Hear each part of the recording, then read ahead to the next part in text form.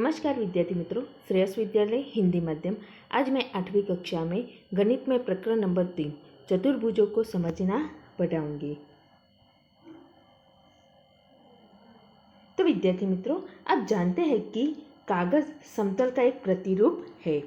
जब आप कागज से पेंसिल को हटाए बिना बिंदुओं को आसपास में जोड़ते हो तो आप एक समतलीय वक्र प्राप्त करते हैं। पिछली कक्षाओं में अलग अलग प्रकार के देखे गए वक्रों को स्मरण करने का प्रयास कीजिए। और ये यहाँ हमें आकृति दी है और उसका नमूना दिया है, तो हमें ये मिलान करना है। तो आपको आपके मित्रों से इस मिलान की तुलना करनी है। आपको मिलान करना है और आपके मित्र से ये जो तुलना करनी है कि उसने कैसा मिलान किया है वो।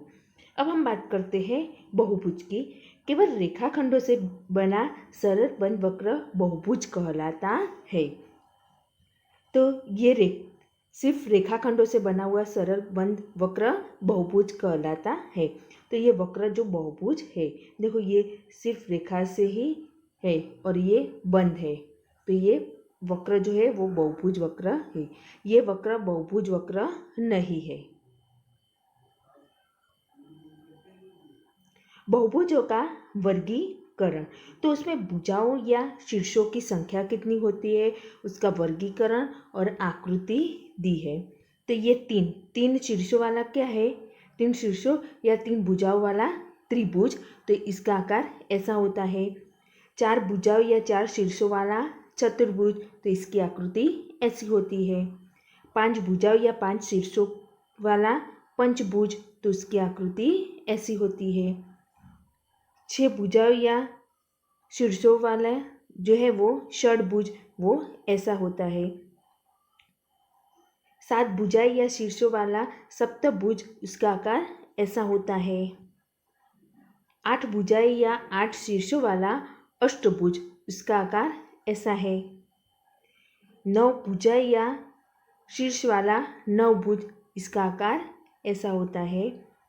10 भुजाएं या 10 शीर्ष वाला 10 भुज, इसका आकार ऐसा होता है। ऐसे आप आगे तक ले जा सकते हो। अब हम बात करते हैं विकर्ण की।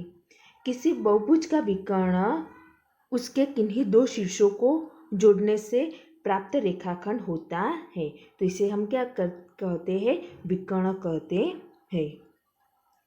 तो किसी बहुभुज का विकर्ण उसके किन्हीं 2 शीर्षों, देखो ये 2 शीर्ष है, उसके ये जोड़ने वाला जो रेखाखंड होता है उसको हम क्या कहते हैं, विकर्ण कहते हैं।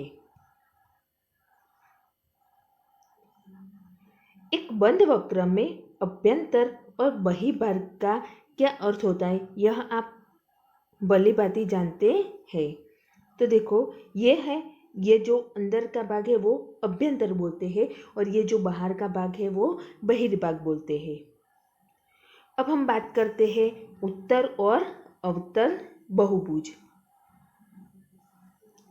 तो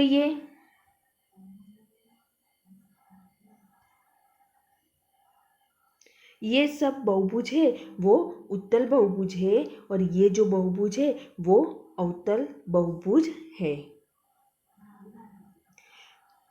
सम तथा विषम बहुभुज,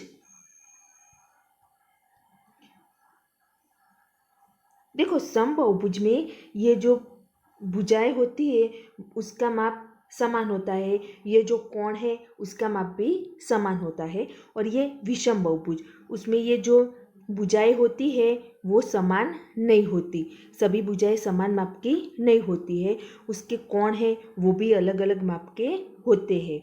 तो ये सम बहुभुज और विषम बहुभुज है। सम बहुभुज में कोण और भुजाएं समान होती है और विषम बहुभुज में कोण और भुजाएं समान नहीं होती है। अब हम बात करते हैं प्रश्नावली 3.1 की। यहाँ पर कुछ आकृति दी है, तो उसमें प्रत्येक का वर्गीकरण निम्नलिखित आधार पर कीजिए। तो यहाँ हमें ये जो आकृति दी है उसका हमें ये जो दिया है उसके आधार पर हमें आकृति का वर्गीकरण करना है। तो उसमें पहला दिया है साधारण वक्र। तो साधारण वक्र वाली आकृति कौन सी है? देखो ये सभी आकृति है वो साधारण वक्र वाली है, जो हम सरलता से वो बना सकते हैं, वो साधारण वक्र वाली आकृति।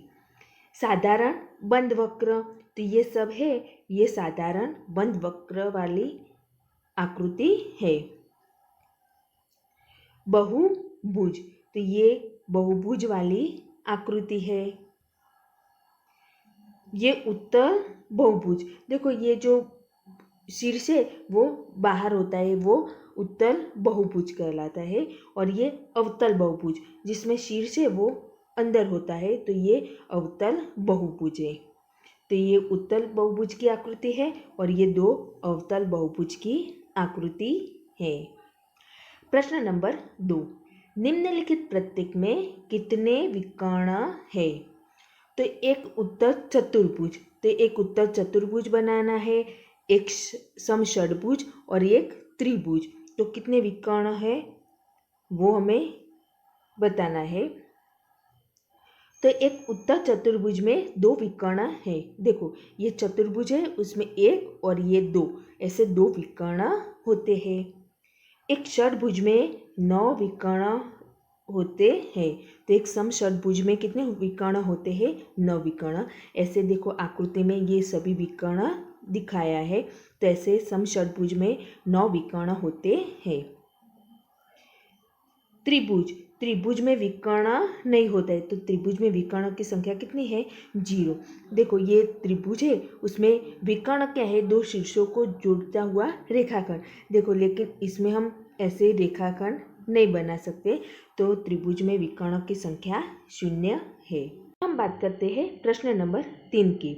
उत्तल चतुर्भुज के कोणों की मापों का योगफल क्या है? यदि चतुर्भुज उत्तल न हो तो क्या यह गुण लागू होगा? एक चतुर्भुज बनाइए जो उत्तल न हो और प्रयास कीजिए। तो माना ABCD एक उत्तल चतुर्भुज है तथा विकर्ण AC खींचो जो चतुर्भुज को 2 त्रिभुजों में विभाजित करता है। तो हमने ये चतुर्भुज ABCD लिया, उसमें ये जो AC है वो विकर्ण है, ये चतुर्भुज को 2 त्रिभुजों में विभाजित करता है। तो कोण A प्लस कोण B प्लस कोण C प्लस कोण D। तो कोण A बराबर क्या है? कोण 1 प्लस कोण 6। कोण B बराबर क्या है? कोण 5। कोण C बराबर क्या है? कोण 4 प्लस कोण 3। और कोण D बराबर क्या है? कोण 2। अब हम ये जो 2 त्रिभुज में विभाजित किया है वो त्रिभुजों को लेते, तो ये पहला जो त्रिभुज है उसमें क्या है? कोण 1 प्लस कोण 2 प्लस कोण 3। ये जो दूसरा त्रिभुज है उसमें कोण 4 प्लस कोण 5 प्लस कोण 6। त्रिभुज के कोण योग गुणधर्म से त्रिभुज के तीनों कोण का योग कितना होता है? 180 अंश। तो ये एक त्रिभुज का 180 अंश और ये दूसरे त्रिभुज का 180 अंश, तो ये दोनों का टोटल कितना होगा? 360 अंश। अतः एक उत्तल चतुर्भुज के कोणों की मापों का योगफल 360 अंश होता है। हाँ, यदि चतुर्भुज उत्तल न हो तो भी यह गुण लागू होगा। ये चतुर्भुज उत्तल न हो तो भी ये गुण तो लागू होगा। माना ABCD एक उत्तल चतुर्भुज नहीं है, तो ये जो ABCD लिया है ये उत्तल चतुर्भुज नहीं है तथा विकर्ण BD खींचो जो चतुर्भुज के 2 त्रिभुजों में विभाजित करता है। तो हमने ये जो BD विकर्ण खींचा ये 2 त्रिभुजों में विभाजित करता है। तो त्रिभुज के कोण योग गुणधर्म से ABD के लिए क्या होगा? कोण 1 प्लस कोण 2 प्लस कोण 3 बराबर 180 अंश। अब ये BDC के लिए कोण 4 प्लस कोण 5 प्लस कोण 6 बराबर 180 अंश। अब ये जो समीकरण 1 और 2 दिया है उसका जोड़ करते हैं। तो कोण 1 प्लस कोण 2 प्लस कोण 3 प्लस कोण 4 प्लस कोण 5 प्लस कोण 6 बराबर 360 अंश। अब देखो ये कोण 1 बराबर क्या है? कोण A। कोण 3 और कोण 4 के बराबर क्या है? कोण B। कोण C की जगह क्या है? कोण 6। और ये कोण 2 प्लस कोण 5 की जगह क्या है, कोण डी। तो ये कोण ए प्लस कोण बी प्लस कोण सी प्लस कोण डी बराबर कितना होगा, 360 अंश। प्रश्न नंबर 4, तालिका की जांच कीजिए, प्रत्येक आकृति को त्रिभुजों में बांटिए और कोणों का योगफल ज्ञात कीजिए। तो हमें यहाँ आकृति दी है, उसकी भुजा दी है और कोणों का योगफल दिया है। तो ये त्रिभुज है, उसकी भुजा 3 है, तो क्या होगा, 1 गुना 180 अंश, और ये क्या होगा, 3 माइनस 2। ये जो भुजाएं है उसमें से 2 घटाना है। तो कितनी भुजाएं है, 3 है, उसमें से 2 घटाना है और गुना 180 अंश करना है। तो कितना मिलेगा, 1 गुना 180 अंश। देखो ये दूसरा है, उसमें क्या है, भुजाएं कितनी है, 4 है। तो ये 4 माइनस 2 गुना 180 अंश, तो हमें कितना मिलेगा, 2 गुना 180 अंश। ऐसे ये 5, तो 5 माइनस 2 गुना 180 अंश, तो हमें कितना मिलेगा, 3 गुना 180 अंश। ये 6 भुजाएं है, तो 6 माइनस 2 गुना 180 अंश। क्या करना है, भुजाएं जितनी दी है उसमें से 2 घटाना है और उसका 180 से गुना करना है। तो एक बहुभुज के कोणों के योग के बारे में आप क्या कर सकते हैं, जिसकी भुजाएं की संख्या निम्नलिखित हो। तो यहाँ देखो हमें भुजाएं 7 दी है, 8 दी है, 10 दी है और n दी है। तो 7 है भुजाएं, तो इसके लिए क्या होगा, n माइनस 2 गुना 180 अंश, ये सूत्र है। तो n भुजाएं कितनी है, 7, तो 7 माइनस 2 गुना 180 अंश बराबर कितना होगा, 7 माइनस 2 5 होगा, 5 गुना 180 अंश, तो कितना होगा, 900 अंश। ऐसे ही 8 के लिए तो क्या होगा, 8 माइनस 2 गुना 180 अंश, तो क्या होगा, 6 गुना 180 अंश, तो 1080 अंश। ऐसे 10 भुजाएं के लिए और n भुजा के लिए n माइनस 2 गुना 180 अंश। तो आप जितनी भी भुजाएं हैं वो n की जगह पे रख दो और उसमें से 2 घटाकर 180 के साथ गुना करना है। प्रश्न नंबर 5, समबाहुभुज क्या है। एक समबाहुभुज का नाम बताइए जिनमें 3 भुजाएं, 4 भुजाएं और 6 भुजाएं हो। तो समबाहुभुज का हमें नाम बताना है।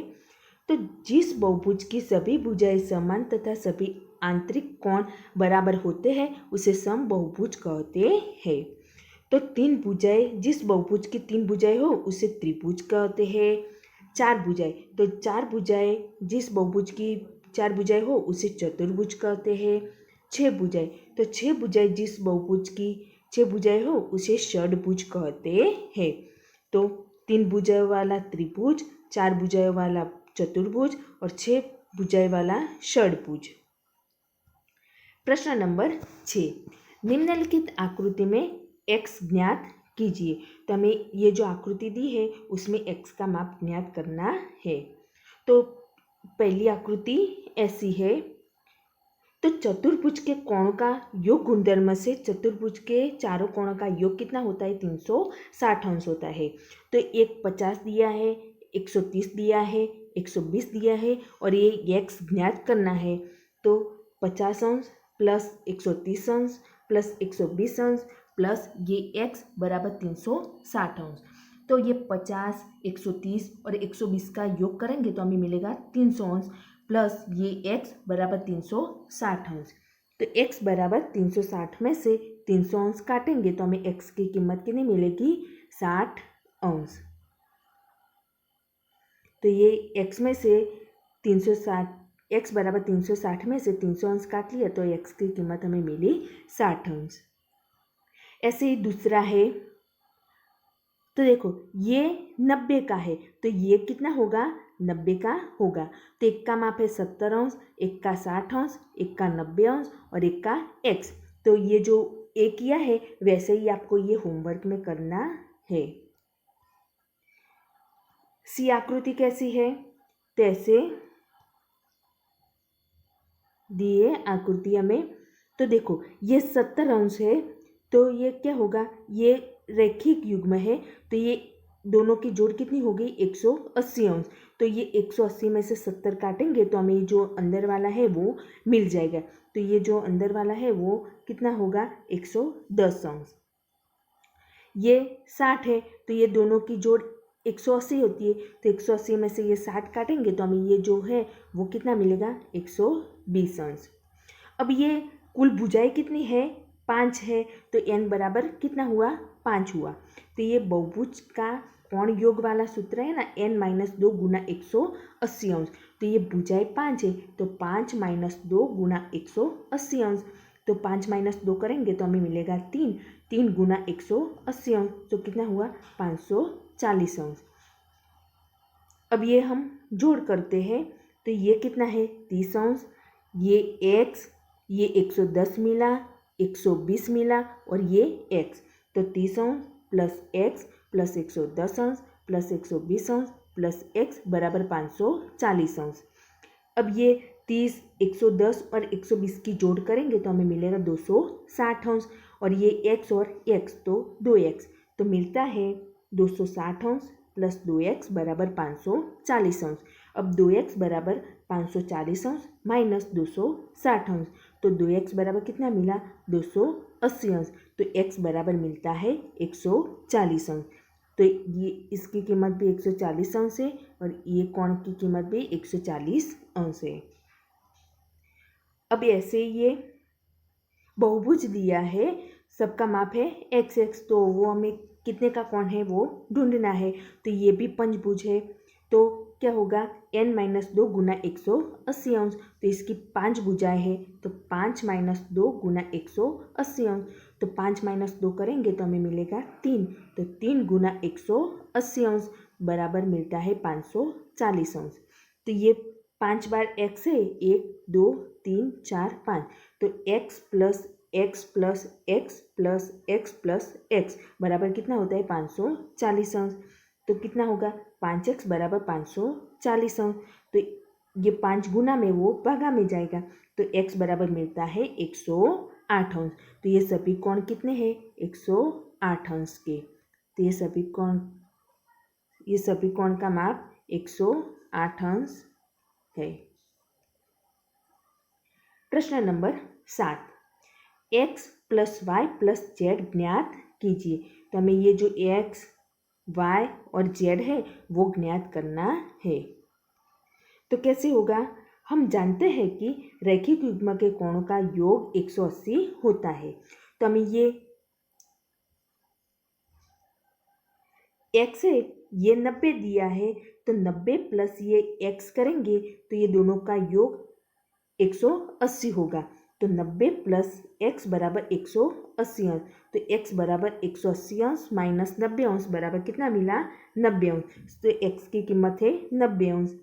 अब ये z प्लस 30 अंश बराबर 180 अंश होगा। तो z बराबर 180 अंश माइनस 30 अंश तो कितना मिलेगा 150 अंश। तो z की कीमत मिलती है 150 अंश। y बराबर ये क्या होगा 90 अंश प्लस 30 अंश। तो y मिलता है 90 अंश प्लस 30 अंश बराबर 120 अंश। ये क्या है त्रिभुज के बाह्य कोण गुणधर्म से।